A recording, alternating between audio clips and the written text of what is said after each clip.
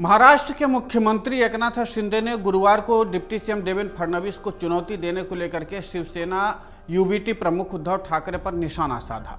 शिवसेना प्रमुख जो उद्धव ठाकरे हैं, उन्होंने दरअसल सीएम शिंदे और एक बार फिर से देवेंद्र फडणवीस को अपने निशाने पर लिया था। सीएम शिंदे ने ठाकरे को लेकर के कहा कि जो लोग दूसरों को चुनौती देने की बात करें, उन्हें यह समझ लेना चाहिए कि क्या उनमें ऐसा करने की ताकत है। दरअसल सीएम शिंदे का बयान पूर्व मुख्यमंत्री उद्धव ठाकरे की एक टिप्पणी के बाद आया है।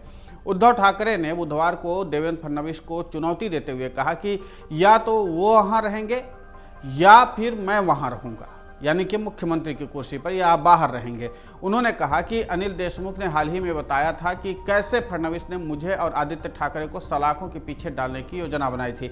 सब कुछ सहन करने के बाद अब मैं दृढ़ संकल्प के साथ खड़ा हूं, या तो आप वहां होंगे या मैं वहां रहूंगा, यानी जेल की बात चल रही है। पूर्व सीएम उद्धव ठाकरे ने कहा कि यह दर्शाता है कि दो पुराने अच्छे दोस्तों के बीच संबंध कितने कटु हो गए हैं। शिंदे ने कहा कि राजनीति में किसी को भी दूसरों की पूरी तरह से खत्म करने की बात नहीं करनी चाहिए। मुख्यमंत्री एकनाथ शिंदे ने कहा कि जो लोग चुनौती देने की बात करते हैं, उन्हें यह समझना चाहिए कि हम कहां खड़े हैं। इसके लिए ताकत की जरूरत होती है।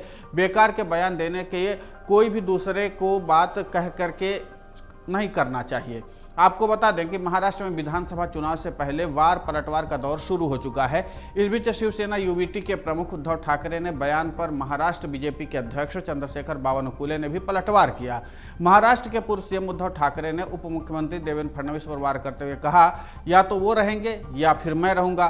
बावनकुले ने कहा कि उद्धव ठाकरे ने हिंदुत्व को छोड़ दिया है। अब उद्धव मुस्लिम और ईसाई मतदाताओं के दम पर देवेंद्र फडणवीस पर हमला कर रहे हैं। उन्होंने कहा कि उद्धव ठाकरे अब जात पात के नाम पर सियासत कर रहे हैं और धर्म के आधार पर वोट हासिल करने के लिए चाल चल रहे हैं।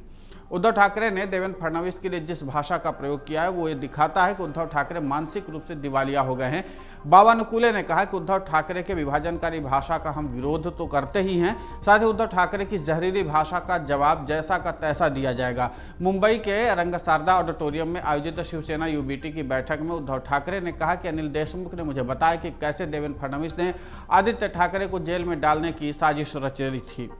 अब या तो तुम रहोगे या तो मैं रहूंगा। उद्धव ठाकरे ने लोकसभा चुनाव का हवाला देते हुए कहा कि महाविकास अघाड़ी ने महाराष्ट्र में महायुति को कड़ी चुनौती दी थी। ठाकरे ने कहा कि जीवन की सबसे बड़ी चुनौती है और इसके बाद चुनौती देने वाला कोई नहीं बचेगा। महाराष्ट्र विधानसभा चुनाव से पहले राज्य की सियासत गर्मा गई है। शिवसेना यूबीटी गुट के नेता उद्धव ठाकरे ने बीजेपी के नेता और उप मुख्यमंत्री देवेंद्र फडणवीस पर हमला बोला था। उन्होंने चेतावनी दी थी कि उद्धव ठाकरे की फडणवीस को चेतावनी जो है, उस पर सीएम एकनाथ शिंदे ने फडणवीस के पक्ष में उतरे और कहा कि फेसबुक लाइव वाले खुद को तो मैदान में आए पहले। बीजेपी ने भी उद्धव ठाकरे पर पलटवार करते हुए हमला बोला है। अब देवेंद्र फडणवीस ने बेहद करीबी माने जाने वाले बीजेपी के नेता और विधायक प्रसाद लाड ने कहा कि उद्धव ठाकरे ने जिस भाषा का इस्तेमाल देवेंद्र फडणवीस और पीएम नरेंद्र मोदी के लिए किया है, वो महाराष्ट्र की संस्कृति नहीं है, यह शोभा नहीं देता है। आपकी इस चेतावनी को हम स्वीकार करते हैं। इस चुनाव में या तो हम रहेंगे या तो आप रहेंगे। उन्होंने कहा कि रही बात आदित्य ठाकरे को और आपको जेल में डालने के आरोप पर, तो ये कृत्य तो आप अपने संजय पांडे के जरिए किया था। देवेंद्र फडणवीस को चेतावनी देने से पहले आप हमसे इस राजनीतिक युद्ध लड़ने के लिए तैयार तो हो जाएं, क्योंकि भाजपा का कार्यकर्ता इतना कमजोर नहीं है, हम हिंदुत्ववादी हैं। कुल मिलाकर के कि देवेंद्र फडणवीस और उद्धव ठाकरे के बीच एक बार फिर से जुबानी जंग शुरू हो चुकी है और जिस तरीके से उद्धव ठाकरे ने देवेंद्र फडणवीस को निशाने पर लिया है, उसको इस वक्त लोकसभा चुनाव 2024 के परिणाम के बाद से भी देखा जा रहा है। देखना दिलचस्प होगा कि जिस तरीके से चुनौतियों का दौर शुरू हो चुका है, आगे महाराष्ट्र की सियासत में इसका कितना असर पड़ता है। अगर आप ये वीडियो YouTube पर देख रहे हैं तो हमारे चैनल को सब्सक्राइब करें और बेल आइकन को दबाना ना भूलें। अगर आप Facebook पर ये वीडियो देख रहे हैं तो हमारे पेज को लाइक करें।